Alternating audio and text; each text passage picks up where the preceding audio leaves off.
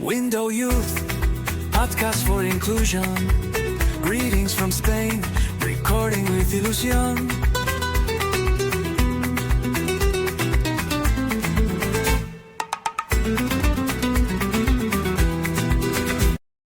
Sección Trastornos mentales. Hola, bienvenidos un día más a Window Youth. Hoy tenemos con nosotros a Samael y a Loles, su madre. Vamos a realizar 2 podcasts porque si bien es cierto que tanto la persona que convive con la enfermedad y la familia se ven afectadas por ella, hay una serie de diferencias en cómo cada uno vive y enfrenta esa realidad. Así que, sin más preámbulo, bienvenido Samael. ¿Podrías contarnos cómo fue para ti el inicio de la enfermedad? Yo al principio de la enfermedad, que luego me dijeron que era esquizofrenia paranoide, tenía un desconocimiento total de lo que me sucedía. Mi enfermedad, al menos en mi caso, fue apareciendo poco a poco. Es decir, que no te dabas cuenta de lo que te estaba pasando hasta que al final pues tenías un brote grande y bueno, pues ahí saltaban todas las señales de alarma y fue entonces cuando me empezaron a llevar al psiquiatra y yo empecé a tomar una medicación y empezamos a tomar medidas de protección, por así decirlo. ¿Viviste alguna experiencia que te hizo pensar que algo no estaba bien?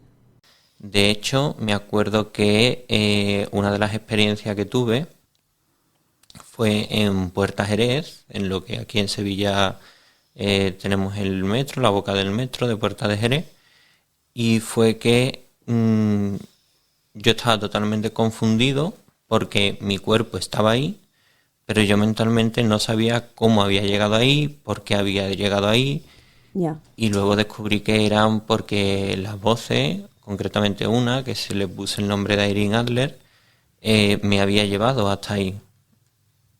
Me acuerdo que fui saltando de psicólogo en psicólogo sin que me dieran una respuesta clara de qué me ocurría. Y de hecho, Irene Adler, la voz que yo escuchaba, fue apareciendo, al menos ha sido así en mi caso, de forma muy paulatina. Primero eran susurros, luego eran ciertas órdenes que te daba y llegamos incluso a cooperar, es decir, si tenía un examen, por ejemplo, pues los dos como que trabajábamos en ello, ella era especialmente dura conmigo. Y de hecho recuerdo una anécdota de la universidad que pasó en esta misma facultad, en la Facultad de Psicología y de Filosofía, donde yo estaba sentado en clase, estábamos lo que yo llamaba cooperando con ella, y me acuerdo escuchar y oler como si estuviese claramente allí una serpiente que se estaba enrollando en la mesa del profesor. Entonces yo en ese momento me dio un ataque de pánico brutal porque no sabía qué estaba pasando, no sabía si había ahí una serpiente o no, y mis compañeros estaban tan tranquilos dando clase, así que decidí salir por la puerta corriendo y lo primero que hice fue llamar a mi madre para decirle: mamá, algo está pasando raro aquí. De hecho, ella me tranquilizó. No podía coger el metro, no me respondían las piernas, y ese recuerdo que fue un momento muy duro donde yo empecé a notar que algo raro estaba pasando en mi mente. Uh-huh. Entiendo que convivir con la enfermedad pues pueda generar mucho desgaste, ¿no? De hecho, mi primera recaída, yo tengo unas grandes lagunas mentales. No me acuerdo prácticamente. Yo empecé en el año 2020-2021 aproximadamente. Del año 2022 tengo muy pocos recuerdos. Y a mí me gustaría decir que la ayuda familiar y el cuidador ha de ser cuidado es fundamental, pero también me gustaría recalcar que somos personas. Es decir, que no solo somos hijos o hermanos o cualquier otro familiar, sino que individualmente muchas de las recaídas se deben a que estamos solos en nuestra cabeza 24 horas, 7 días a la semana escuchando voces.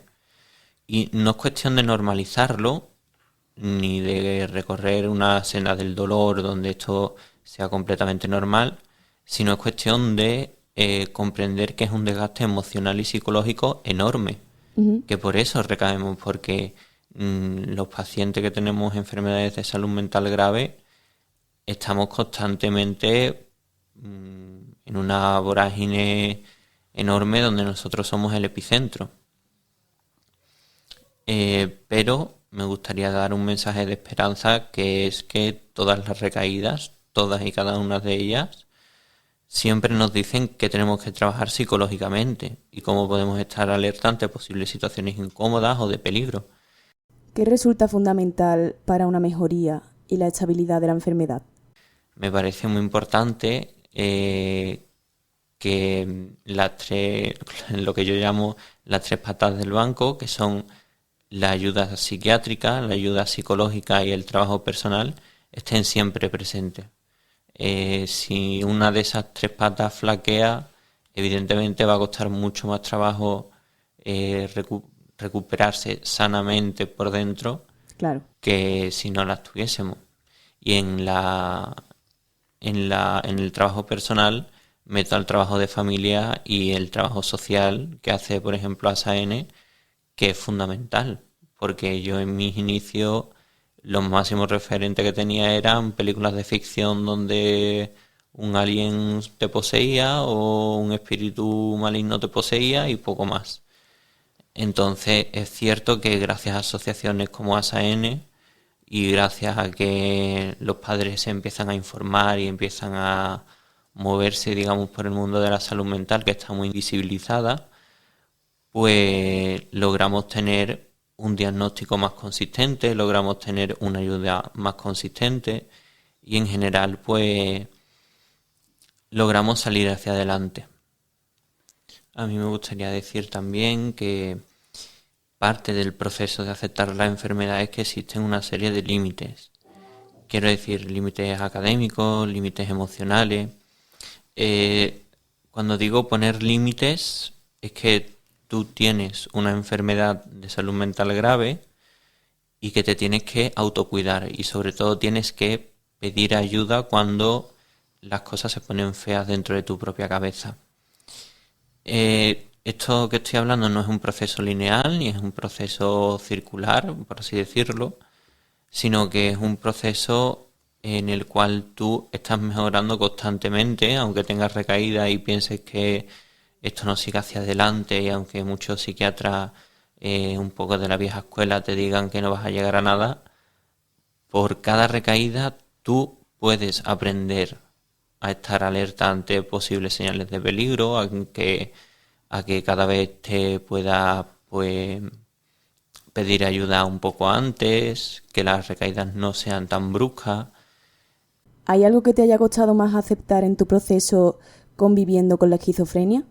Yo desde mi perspectiva actual estoy en proceso de aceptar que me autolesionaba, cosa que me está costando bastante trabajo porque al fin y al cabo tienes que enfrentar una serie de traumas que tú mismo has vivido y tú mismo te has hecho, que hice muchas cosas mal, como por ejemplo en mi caso fue pues al inicio de todo apagar cigarrillos en mi piel, darme manotazos, autolesionarme de varias formas y que tengo una enfermedad de por vida. Pero esto no es ni un castigo ni un lastre al que tú tienes que acarrear. Esto simplemente son enseñanzas que te dan la vida y gracias a la atención psicológica y psiquiátrica lo ves como un simple aprendizaje.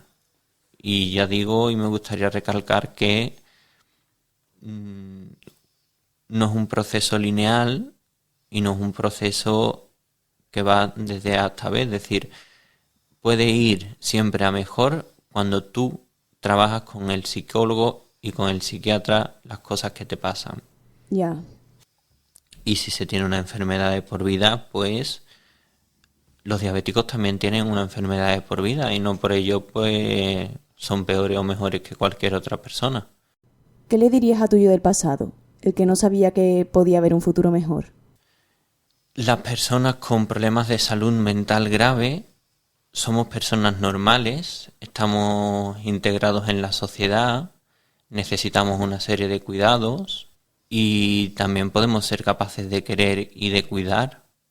Yo tengo amigos con depresión, tengo amigos con TLP y nos ayudamos unos a los otros bastante bien. Y es un trabajo que hacemos siempre gracias a las familias en primer lugar, a las asociaciones que nos ayudan a socializar, y nunca se puede tirar la toalla por nadie, porque somos personas.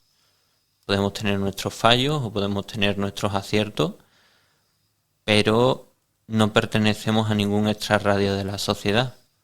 Lo que debemos hacer es ganar en derechos, ganar en visibilidad, que creo que esto es un buen medio para ganar visibilidad. Y cometer errores es de humanos. Así que solo queda aprender de ellos y seguir mejorando. Bueno, muchas gracias por estar hoy con nosotros. Tu experiencia y tu forma de contarlo es realmente valioso. Estoy segura de que tu mensaje puede ayudar a muchas personas que están pasando por situaciones similares, y también es una forma muy potente de romper estigmas en torno a la salud mental. Así que bueno, muchísimas gracias por tu generosidad y por recordarnos que detrás de cada diagnóstico hay una historia que merece ser escuchada. Muchas gracias.